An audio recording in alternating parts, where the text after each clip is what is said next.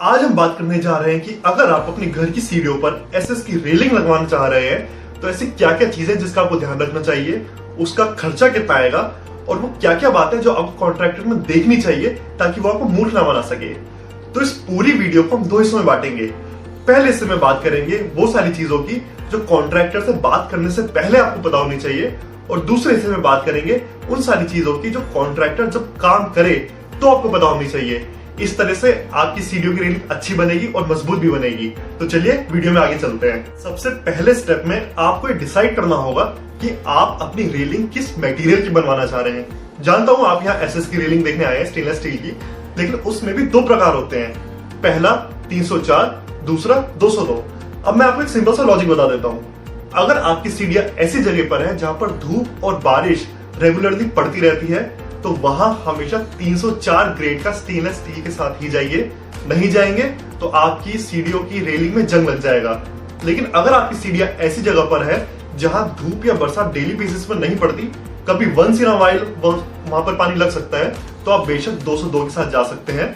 202 grade सस्ता होता है और वो इसमें जंग लगने के ज्यादा चांस होते हैं, लेकिन अगर पूरी तरह से कवर्ड है सब कुछ तो आप बेशक 202 के साथ जा सकते हैं। 304 के साथ जाने की जरूरत नहीं है, 304 आपको महंगा ही पड़ेगा। इन दोनों के अगर प्राइस की बात करी जाए तो 202 आपको लगभग 600 रुपए रनिंग फीट के हिसाब से पड़ जाएगा और 304 आपको लगभग 850 रुपए रनिंग फीट के हिसाब से पड़ेगा।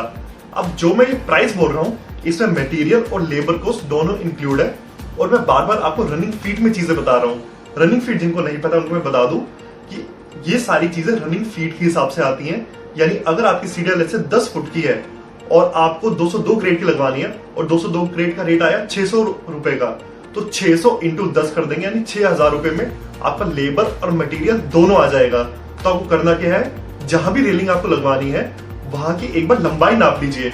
जो लंबाई आएगी उसी को हम रनिंग फीट कहते हैं। अब आप अपने मटेरियल का चुनाव कर चुके हैं, आप जानते हैं कि आपको 202 लगवाना है, 304। अब चलते हैं अगले स्टेप पर। अगले स्टेप में आपको डिसाइड करना होगा कि आपको अपनी रेलिंग की शेप क्या चाहिए। शेप दो तरह की हो सकती है।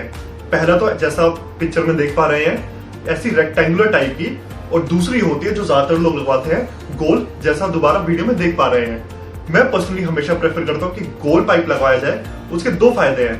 पहला तो रेलिंग में जब गोल पाइप लगता है तो उसपे ग्रिप अच्छी बनती है, आप आसानी से पकड़ के उससे चढ़ सकते हैं, पहला फायदा। दूसरा फायदा, गोल पाइप आपको हमेशा थोड़ा सा सस्ता पड़ता है चौकोर पाइप के मुकाबले, क्योंकि इसमें मटेरियल कम लगता है। तो इन दोनों में लगभग 50 से 60 रुपए का डिफरेंस रहता है। अगर गोल वाला आपको 600 रुपए रनिंग फीट के हिसाब से पड़ता है तो चौकोर वाला आपको 650 700 रुपए रनिंग फीट के हिसाब से पड़ सकता है। तो मैं प्रेफर करूंगा कि आप गोल पाइप के साथ ही जाएं। अब आप अपना मटेरियल चूज कर चुके हैं, आप ये भी डिसाइड कर चुके हैं कि आपकी रेलिंग की शेप क्या होने वाली है।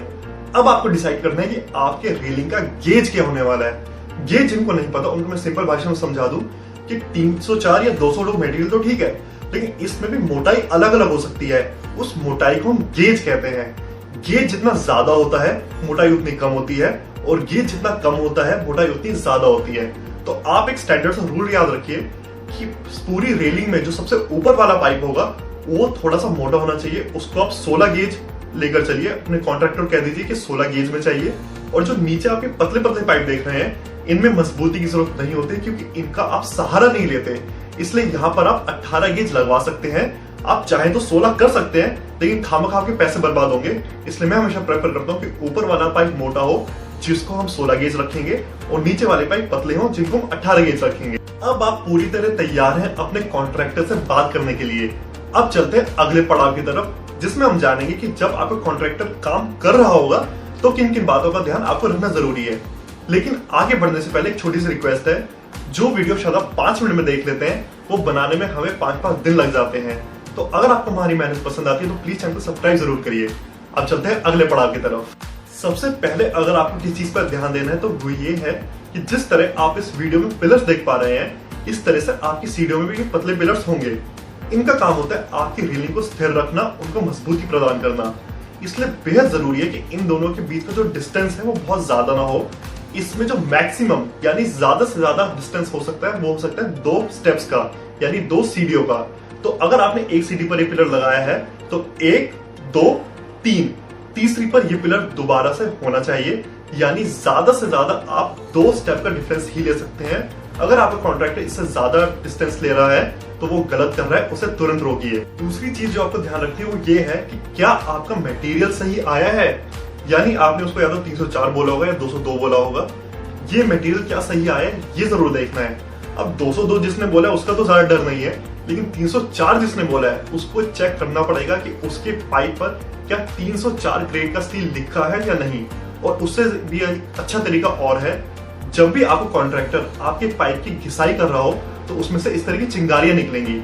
अगर ये चिंगारियां बहुत दूर तक जा रही है, यानी 4 से 5 फीट दूर तक जा रही है जैसा वीडियो में आप देख रहे हैं, तो वो 100% 202 ग्रेड का स्टील है। लेकिन अगर उसकी जो चिंगारी है वो 1 से 2 फीट मैक्सिमम जा पा रही है तो वो 304 ग्रेड का स्टील है।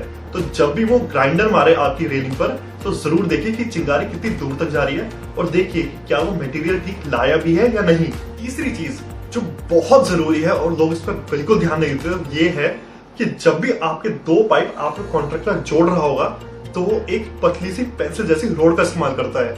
उस रोड को कहा जाता है इलेक्ट्रोड, जैसा आप इस वीडियो में देख पा रहे होंगे। अब बेहद जरूरी है कि वो जो रॉड है वो अच्छी कंपनी की हो।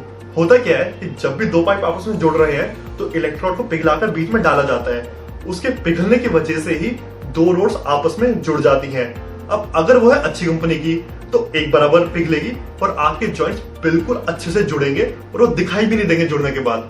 लेकिन अगर वो नहीं है अच्छी कंपनी की और कॉन्ट्रैक्टर ने पैसे बचाने की कोशिश किया है तो वो एक बराबर नहीं पिघलेगी और आपके जॉइंट्स दिखते रहेंगे जो बाद में बेहद गंदे लगते हैं। इसलिए बेहद जरूरी है कि आप साफ कर दें पहले ही कि इलेक्ट्रोड आपको अच्छी कंपनी की चाहिए। आप टाटा ले सकते हैं, जिंदल ले सकते हैं, सुप्रीम ले सकते हैं। अगर ये कोई नहीं भी मिल रहा है तो आप इलेक्ट्रोड की पैकेट पर देखिए कि क्या वहां पर E30816 स्टेनलेस स्टील लिखा है या नहीं। अगर लिखा है तो यानी अच्छी कंपनी है और आपका काम अच्छे से होगा। अगर नहीं लिखा है तो वो इलेक्ट्रोड इस्तेमाल करने मत दें। इसके बाद आपको देखना है कि आपका कॉन्ट्रैक्टर फिनिशिंग कितनी अच्छे से कर रहा है। तो होता क्या है कि जब सारी रेलिंग आपस में जुड़ गई तो जो जॉइंट्स है वो काले काले दिखाई देते हैं। अब उनको हटाया जाता है इस माध्यम से, जैसा वीडियो में देख पा रहे होंगे। सारे जॉइंट्स पर इस ग्रीन कलर की मिट्टी को लगाया जाता है, इसको देसी भाषा में मिट्टी ही कहते हैं, और उसके ऊपर एक मशीन चलाई जाती है। ये बफिंग मशीन होती है। अगर आपने अभी कभी गाड़ी अपनी पेंट करवाई हो या उसमें से कोई डेंट निकाला हो तो आपने देखा होगा कि गाड़ी के ऊपर एक मशीन चलाई जाती है गोल गोल सी, उसको ही बफिंग कहते हैं। सेम चीज आपकी रेलिंग के ऊपर की जाती है। और अगर सारा काम अच्छे से हुआ है, बफिंग अच्छे से हो, तो आपके जो जॉइंट्स हैं वो इतने साफ सुथरे हो जाएंगे कि आपको पता भी नहीं चलेगा कि 2 रोड्स को वहां से जोड़ा गया है। आपको ऐसा लगेगा कि एक ही रोड को बस वहां से मोड़ दिया गया है। अब जैसा आप इस इमेज में देख पा रहे हैं, इस तरह की फिनिशिंग नहीं होनी चाहिए। दोबारा मैं कहता हूं, इस तरह की फिनिशिंग नहीं होनी चाहिए। और अब जो आप इमेज अपनी स्क्रीन पर देख पा रहे हैं, इस तरह की फिनिशिंग है जो आपका एम है, जैसा आपको वहां पर चाहिए।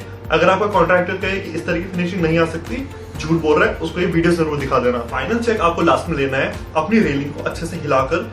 अगर वो बहुत ज्यादा हिल रही है यानी रेलिंग को ठीक से फिक्स नहीं किया गया है, आपके कॉन्ट्रैक्टर से कहिए कि इसको दोबारा से फिक्स करे।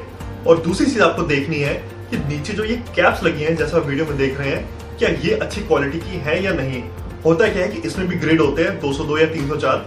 अगर आपने 304 का ऑर्डर दिया है तो पूरे पाइप तो 304 के आ जाएंगे, लेकिन नीचे की जो ये कैप है वो 202 में लिए आते हैं पैसे बचाने के लिए। तो आपको देखना है कि क्या इसके ऊपर भी 304 लिखा हुआ है या नहीं, और इसके ऊपर लिखा होना चाहिए, तभी आपकी रेलिंग अच्छी मजबूत टिकेगी, उसमें जंग नहीं लगेगी। ये था पूरा ज्ञान एसएस की रेलिंग का, और अब आप बिल्कुल तैयार है अपने घर में बिना किसी की मदद के एसएस की रेलिंग लगाने के लिए। और अब आपको कोई मूर्ख भी नहीं बना सकता। आपको कोई डाउट आ जाता है, ऐसी कोई शंका है या क्वेश्चन है जो मैंने अभी आंसर नहीं किया है, तो आप प्लीज नीचे कमेंट करें, मैं उनका जवाब जरूर दूंगा। अगर आप मुझसे सीधा जुड़ना चाहते हैं, मुझसे बात करना चाहते हैं, तो मैं नीचे इंस्टाग्राम का लिंक डालकर रखता हूँ, उस पर क्लिक करिए, सीधे मुझसे मैसेज करिए, मैं आपको सीधे जवाब दूंगा। जाते अगर आपको ये वीडियो पसंद आई तो ये मेरी 5 से 6 दिन की मेहनत है, तो प्लीज वीडियो को सब्सक्राइब जरूर करिएगा, इससे आपकी और मेरी दोनों की बहुत हेल्प होगी। अभी वीडियो खत्म नहीं हुई है, अब बात करते हैं उन लोगों की जिनकी वजह से मैं वीडियो बना पाया। जब भी मैं इस वीडियो में बोलता हूँ तो मुझे तो क्रेडिट मिल ही जाता है, लेकिन उसके साथ जिन्होंने रेलिंग लगाई, हमारी टीम के वेल्डर मोहम्मद आफ्ताब ने, उनका शुक्रिया।